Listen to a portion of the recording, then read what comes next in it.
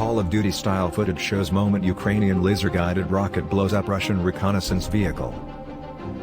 Call of Duty-style shows the shocking moment a Ukrainian laser-guided rocket blasted a Russian reconnaissance vehicle. Ukrainian forces said the BRDM-2, a combat reconnaissance patrol vehicle, was destroyed in the Luhansk region, in eastern Ukraine. Ukrainian forces said the BRDM-2 was destroyed in the Luhansk region. Credit, News Flash Media. The footage came from the 24th Mechanized Brigade of the Ukrainian Ground Forces. Credit, News Flash Media. The footage from the 24th Mechanized Brigade of the Ukrainian Ground Forces shows the Russian vehicle driving down a street, oblivious to the incoming attack. The laser-guided rocket suddenly swoops in and follows the vehicle for a moment before it reaches the target and explodes in a huge ball of fire. The BRDM-2 is an amphibious armored reconnaissance vehicle first developed and produced by the Soviet Union and its allies. Ukraine's Ministry of Defense shared the incredible footage and said, "Beautiful."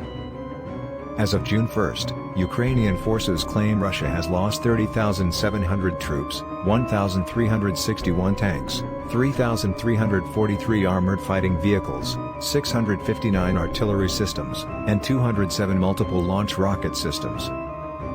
Ukraine said it has also destroyed 94 anti-aircraft systems, 208 warplanes, 175 helicopters, 519 tactical and manned aerial vehicles, 120 cruise missiles, 13 warships, 2,290 military vehicles and fuel tankers, and 49 units of special equipment.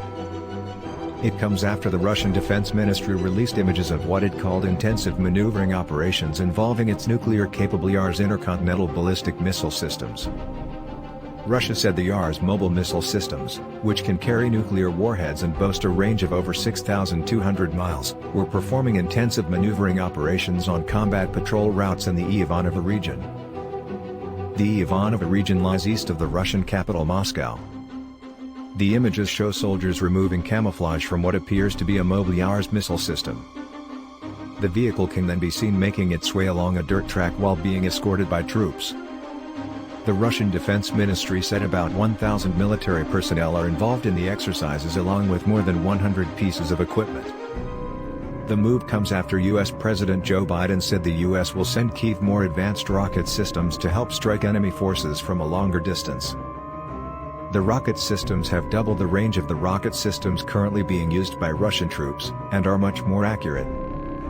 Meanwhile, Russian forces stepped up their attack on the battered city of Severodonetsk by striking a chemical plant which sent a huge cloud of smoke into the air. Footage taken by a Ukrainian defender shows a spewing cloud of nitric acid as Russian forces push to take the strategic city in a bid to turn the tide of the war. The Ukrainian authorities have warned people to stay inside due to the risk posed by toxic fumes after the blast. Nitric acid, which is yellow or red, is corrosive and can cause severe burns, ulcerations, and scarring when in contact with skin. Its vapor can also cause pulmonary edema when inhaled, which can be fatal. Luhansk Governor Serhiy Haidai said the dangerous chemical release was caused when Vladimir Putin's forces carried out an airstrike on a chemicals plant. Ukrainian President Volodymyr Zelensky blasted Moscow's airstrikes in the frontline city as madness. In his video address, he condemned the airstrikes in the city, but added he was not surprised by Russia's attack. Given the presence of large-scale chemical production in Severodonetsk, the Russian army's strikes there, including blind air bombing, are just madness, he said. But on the 97th day of such a war, it is no longer surprising that for the Russian military, for Russian commanders, for Russian soldiers, any madness is absolutely acceptable. Putin demanded the city was captured by yesterday. Both sides said Russian forces now controlled between a third and half of the city, but Ukrainian forces are still resisting. Russia's separatist proxies acknowledged that capturing the city was taking longer than hoped, despite one of the biggest ground assaults of the war.